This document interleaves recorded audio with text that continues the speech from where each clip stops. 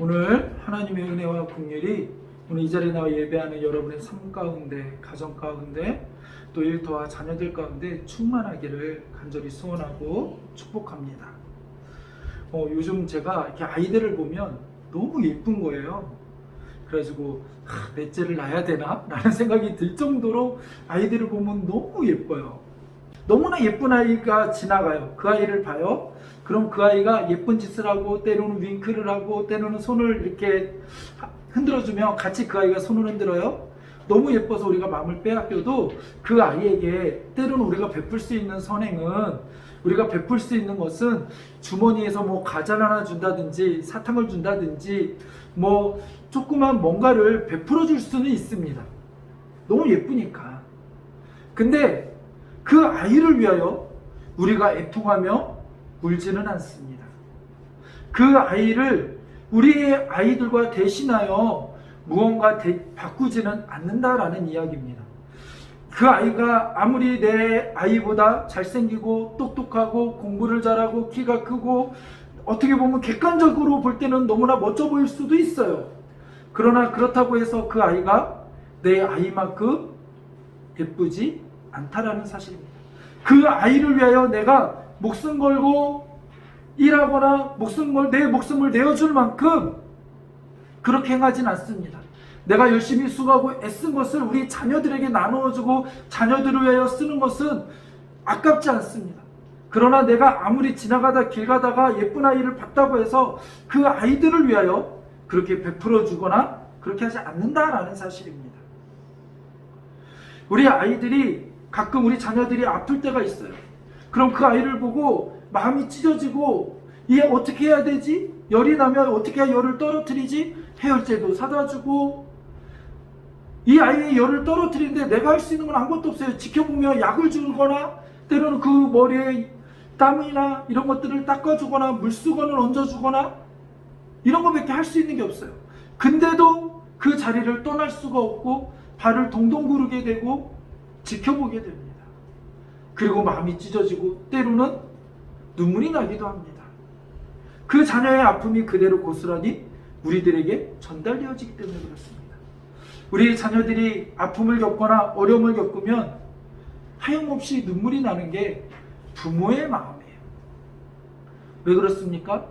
목숨보다 귀한 생명이기 때문에 그렇습니다. 우리 자녀들이기 때문에 그렇습니다.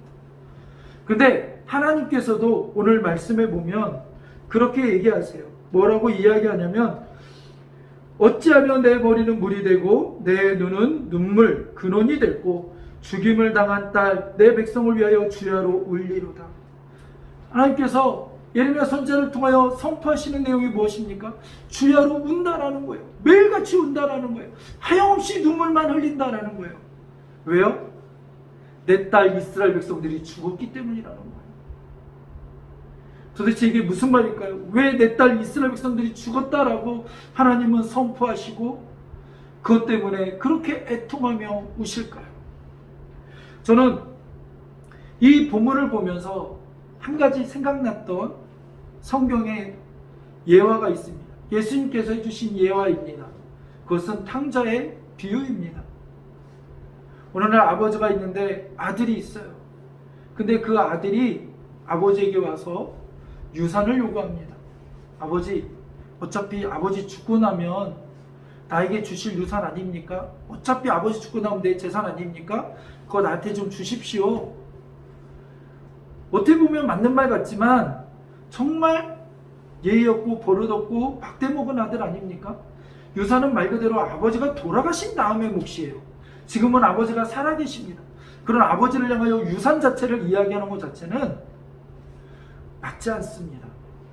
특히 성경에서는 부모를 공경하라고 이야기하고 부모에 대한 이 강령이 매우 강합니다.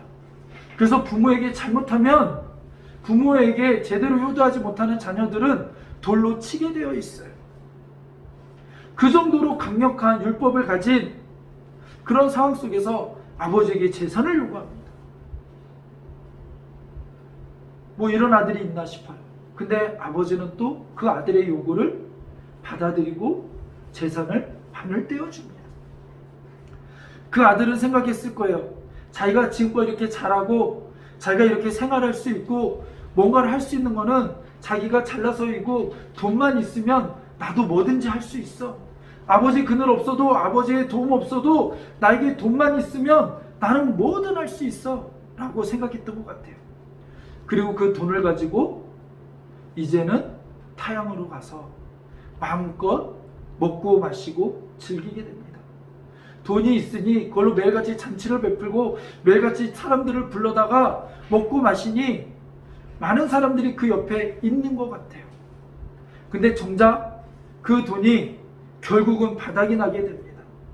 처음에는 풍성한 것 같고 처음에는 그 돈이 없어지지 않고 계속해서 풍성하게 있을 것 같지만 어느 순간 그 돈은 고갈되어지고 한 푼도 남지 않습니다. 돈이 없어요. 그러니까 더 이상 잔치를 베풀 수도 없어요. 더 이상 아무것도 할 수가 없어요. 그러자 그 주변에 친구들도 함께 먹고 마시던 모든 사람들도 다 떠나가게 됩니다. 왜요? 그들에게 온 이유는 무엇입니까? 그 탕자 아들에게 온 이유는 무엇이에요? 그 탕자가 좋아서가 아니에요. 그 탕자가 갖고 있는 돈, 그 탕자가 베푸는 잔치, 그것이 좋아서 온 것이지 탕자가 좋아서 온 게 아니에요. 그러니 탕자의 돈이 떨어지고 탕자에게 더 이상 얻을 게 없게 되자 탕자는 철저하게 버림받게 되어지고 외톨이가 되어집니다. 때로는 이런 모습 속에서 우리의 모습을 보기도 합니다. 때로는 우리는 좀만 뭐가 잘 되거나 내가 계획했던 대로 이루어지면 내가 잘나서 마치 내가 노력해서 이룬 것처럼 착각할 때가 있습니다. 내가 우리 자녀들을 잘 키워서 이만큼 컸지, 때로는 내가 이렇게 잘 밀어줘서 나 닮아서, 우리 부모님들 항상 그러잖아요. 좋은 거는 다 자기 닮고 안 좋은 거는 다 배우자 닮았다라고 이야기하잖아요. 그것처럼 우리는 늘 착각할 때가 있습니다. 무엇을 착각합니까? 뭐든지 잘 되고 또 내가 돈만 있으면, 내가 이것만 있으면 뭐든지 할 수 있을 거라고 생각해요. 내가 백이 없어서 못하는 거지, 돈이 없어서 못하는 거지, 이것만 나에게 주어져 봐, 나는 뭐든지 할 수 있을 거라고 생각해요. 그러나 그것은 착각입니다. 탕자가 지금껏 잘 살 수 있었던 이유는 아버지가 계셨고 아버지의 울타리가 있었고 아버지의 사랑이 있었기 때문이에요. 역시 우리도 우리의 삶이 이렇게 지금껏 누리며 살아올 수 있는 이유는 무엇입니까? 오늘 우리가 이 자리에 숨쉬며 이 자리에 앉아서 은혜를 받으며 예배 드릴 수 있는 이유는 무엇입니까? 하나님의 은혜이기 때문에 그래요. 한 주간의 삶을 되돌아보십시오. 우리의 삶 가운데 얼마나 하나님이 기뻐하지 않는 말과 생각과 행동들이 있었습니까? 만약에 사도행전의 초창기처럼 교회를 세워갈 때 아나니아와 삽비라를 생각해 보세요. 하나님을 속였다고 그 자리에서 직사하듯이 만약에 하나님께서 계속 그렇게 하셨다면 아마 이 자리에 살아남을 분 계실까요? 우리는 계속해서 장례를 치고 이 자리 텅텅 비어 있을 거예요. 우리는 매일같이 그렇게 하나님의 은혜를 누리면서도 하나님 감사합니다라고 이야기하면서도 순식간에 우리의 마음은 변하여 하나님을 원망하고 불평하고 하나님 없이도 살 수 있을 것처럼 교만하여져서 하나님 없이도 나 이만큼 할 수 있어, 그렇게 하나님 기뻐하지 않는 말과 생각과 행동들을 수도 없이 하지 않았습니까? 이스라엘 백성들의 모습이 그러했다라는 거예요. 하나님이 가나안 땅에 들어가서 거기서 정착하고 살 수 있도록 하나님이 그 가나안 땅의 강한 족속들을 다 쫓아내 주시고 그들을 이길 수 있도록 힘도 주시고 능력도 주시고 거기서 정착할 수 있도록 이른 비와 늦은 비로 그들에게 풍성한 열매를 허락하시고 때에 따라 은혜를 허락하셨어요. 그들이 가나안 땅에 머물 수 있었던 이유, 그렇게 강한 족속들을 이기고 쫓아내고 가나안 땅에 정착할 수 있었던 이유, 그것은 무엇입니까? 단 하나예요. 하나님의 은혜였어요. 하나님이 함께 하셨기 때문이에요. 하나님의 능력이 임하였기 때문이에요. 하나님의 권능으로 그들이 그렇게 그 자리에 살 수 있었어요. 그런데 이 이스라엘 백성들이 어떡합니까? 하나님이 주신 하나님의 은혜로 얻은 재물들을 가지고 오히려 바알에게 가고 아사레에게 가고 다른 이방 신전들에게 가고 엉뚱한 곳에 가서 절하며 이 은혜를 주셔서 감사합니다. 이런 은혜를 주셔서 감사합니다. 나에게 더 큰 은혜를 주세요. 엉뚱한 곳에 가가지고 아버지 이렇게 부르더라는 거예요. 엉뚱한 집에 가가지고 아버지 부르더라는 거예요. 엉뚱한 곳에 가서 감사합니다 그러더라는 거예요. 이 모든 것을 베풀어 주신 분은 하나님인데 하나님을 저버리고 우리 하나님의 품을 떠나버리더라는 거예요.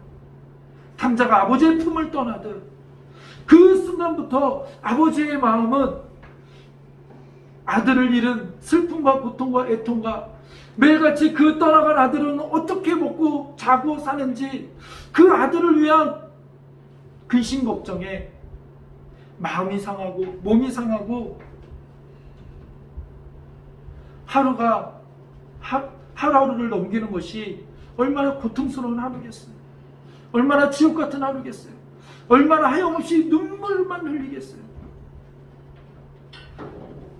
오늘 하나님은 그 표현을 하시는 거예요. 이스라엘 백성들은 그렇게 표현하시는 거예요. 그리고 예수님의 비유를 통하여 이제는 탕자의 비유를 통하여 이스라엘 백성들이 그렇게 했다는 거예요. 시간이 그렇게 많이 흘렀음에도 똑같더라는 거예요. 그런데 그들을 뭐라고 못하는 것이 잘 살펴보면 오늘 우리의 삶도 똑같더라는 거죠. 그렇게 시대가 변했음에도 그렇게 성경을 통하여 하나님이 알려주셨음에도 불구하고 우리는 은혜 없이는 살 수 없는 존재요. 하나님의 은혜 안에 거하는 존재여야 됨에도 불구하고 하나님 품 안에 있을 때 우리가 하나님의 자녀로서 그 사랑을 누릴 수 있음을 성경은 계속해서 얘기하는데 우리는 계속해서 어떻게 해요? 벗어나려고 한다는 거예요. 기차는 레일 위를 달리게 되어 있습니다. 근데 때로는 기차가 레일 위를 달리다 보면 창 밖으로 바다도 보이고 멋진 풍경의 산길도 가게 되어지고 때로는 화려한 도심지를 지나기도 합니다. 그거를 바라볼 때 저기가 좋다고 저것이 좋다고 갑자기 기차가 탈선한다면 어떻게 될까요? 기차가 그 길을 벗어난다면 어떻게 될까요? 그것은 탈선이라고 이야기합니다. 벗어났다라는 얘기예요. 우리가 죄도 하나님의 기준에서 벗어났을 때, 그 관역에서 벗어났을 때 우리 그것을 죄라고 이야기합니다. 우리는 우리 좋을 대로, 우리 마음대로, 멋대로 그렇게 가서는 안 돼요. 이게 아이들이 보면 아이들은 주의력도 떨어지고 순간순간 자기 좋은 것에 꽂히면 뛰어가고 달려갑니다. 그래서 아이들이 같이 길을 갈 때는 상당히 위험하고 늘 신경을 써야 돼요. 그러다 보니 때로는 아이들을 케어하는 물품 중에 옛날에 캐나다에 있을 때 저희가 봤었는데 한국에도 이제 들어온 것 같아요. 아이들이 이렇게 보침처럼 딱 매면 그 뒤에 줄을 달아가지고 아이들이 막 뛰어가지 못하도록 갑자기 아이들이 장난감을 봤다고 주변 상황을 파악하지 않고 막 뛰어가다 사고 날까봐 그렇게 가지 못하도록 그 뒤에다 줄을 매달아서 이렇게 그 아이를 보호하는 그런 것들을 봐요. 어떻게 보면 왜 아이 좀 좋은 데로 가게 냅두지, 왜 아이가 보고 싶은 거 마음껏 보게 하지, 우리는 그렇게 생각할 수 있습니다. 그러나 그것은 그 아이를 더 위험에 빠뜨리게 하는 거예요. 그것을 제대로 누리기 위해서는 주변을 파악해야 되고 그것들을 제대로 감당할 수 있는 능력과 힘이 있어야 돼요. 그렇지 않으면 그것들은 그들에게 오히려 큰 어려움을 겪게 됩니다. 아이들이 무조건 좋다고 좋은 데로 뛰어간다고 하면 큰일이 나고 혼란이 일어납니다. 운전을 하는데도 나는 빨간불이 좋아, 나는 초록불이 좋아, 나는 녹색불이 좋아, 나는 보랏빛이 좋은데 왜 신호등은 세 색깔밖에 없는 거야. 보랏빛도 만들고 막 12가지 24가지 만들어 보세요. 어떻게 될까요? 혼란이 오고 사고가 납니다. 우리가 더 많은 안정과 평안을 누리기 위해서는 지켜야 될 선이 있고 지켜야 될 룰이 있는 거예요. 그럴 때 평안가 옵니다. 그럴 때 아무런 사고 없이 안전함을 누릴 수 있습니다. 하나님은 그 선을 성경을 통하여 말씀하셨고 선지자를 통하여 말씀하셨고 계속해서 오늘도 말씀하시는 거예요. 너희가 내 안에 거할 때 너희가 참된 평안을 누릴 수 있고 너희가 내 안에 거할 때 너희가 원하는 것들을 이룰 수 있다. 그리고 그 안에, 그 꿈 안에, 비전 안에 나의 꿈을 담을 것이고 하나님의 그 뜻을 이룰 수 있도록 하나님이 도우시겠다라는 거예요. 근데 우리는 자꾸 하나님을 향하여 손절하려고 그래요. 하나님 좀 거기 계세요. 내가 돈 이만큼 벌면요 와가지고요 하나님께 이만큼 헌금할게요. 하나님 내가요 이만큼 성공하면요 내가 이만큼 하나님 전도하고 알릴게요. 하나님이 물질이 없어서 우리 보고 돈을 벌어 오라고 하실까요? 권력이 없어서 우리에게 높은 자리에 올라서 오라고 할까요?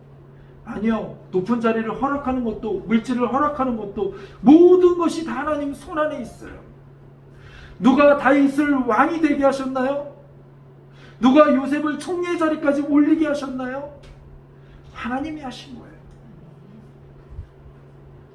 우리는 거기서 가끔 착각할 때가 있어요. 내가 잘나서 한 줄 알아요. 아니요. 하나님이 하신 거예요.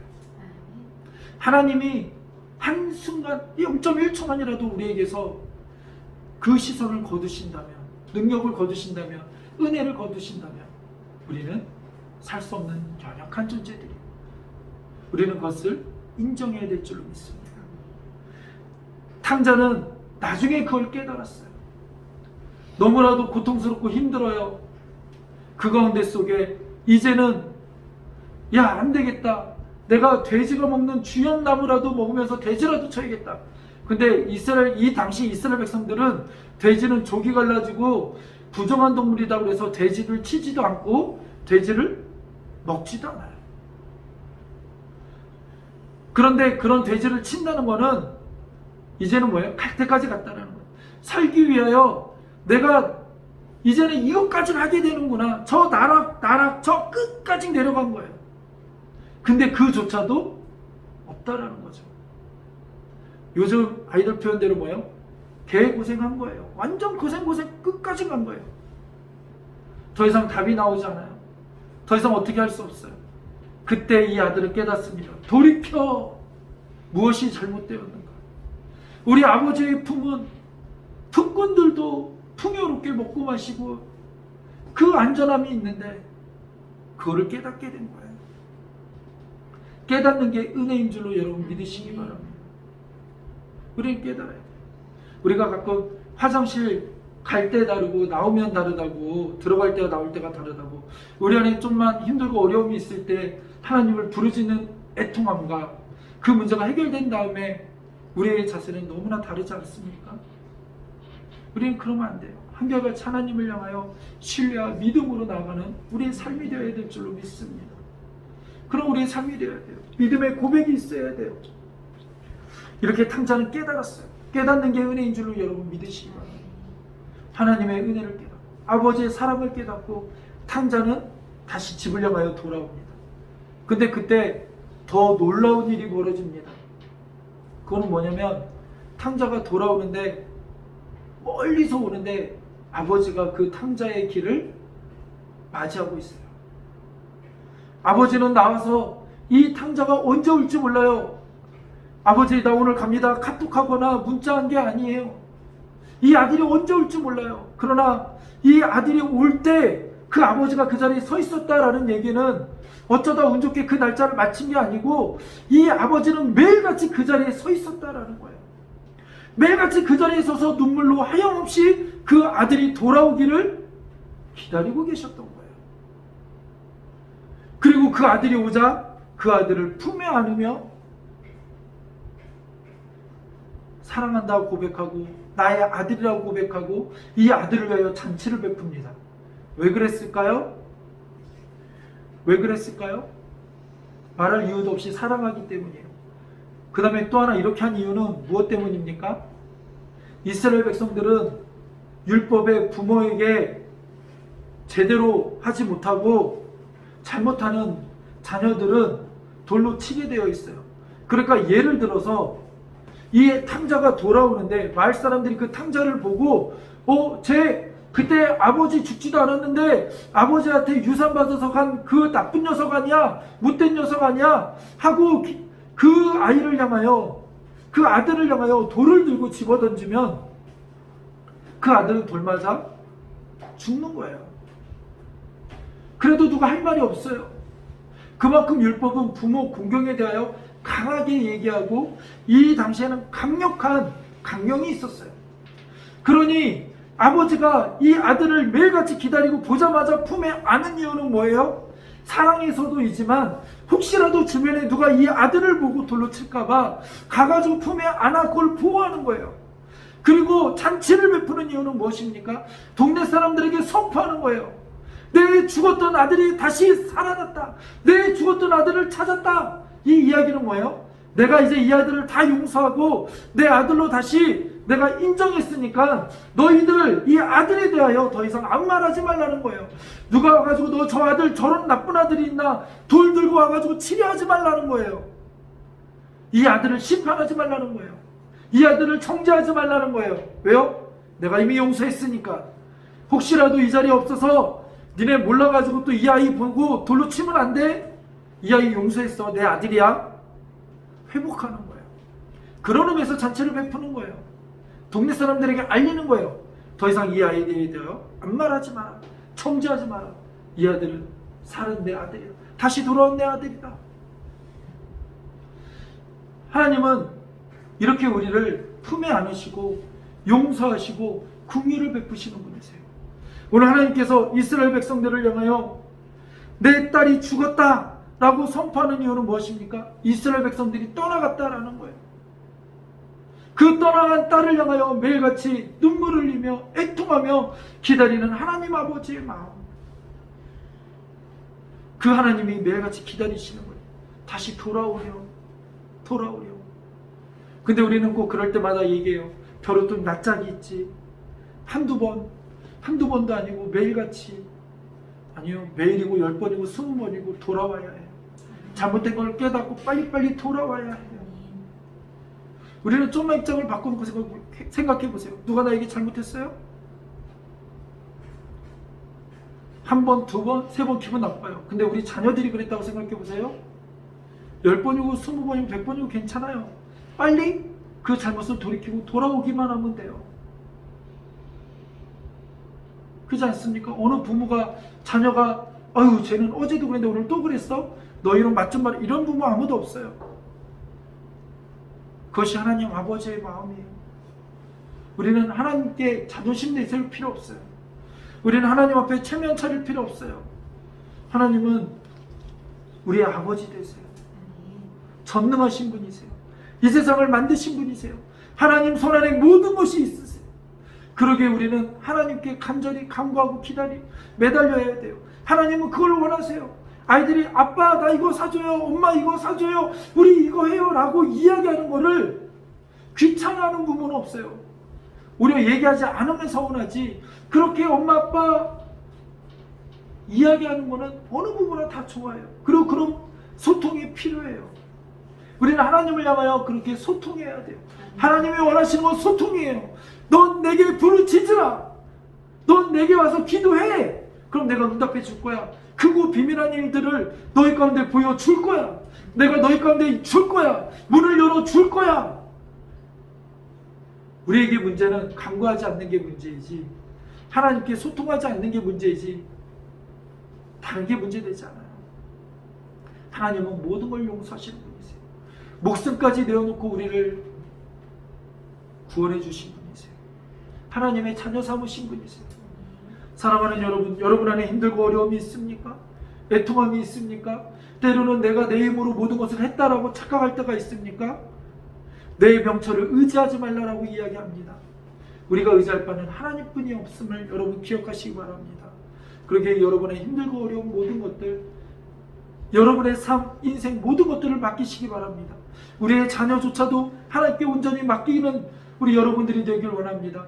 특히 우리 가장들은 착각하지 말아야 될 게, 우리 가정을 지키는 게 내가 아니에요.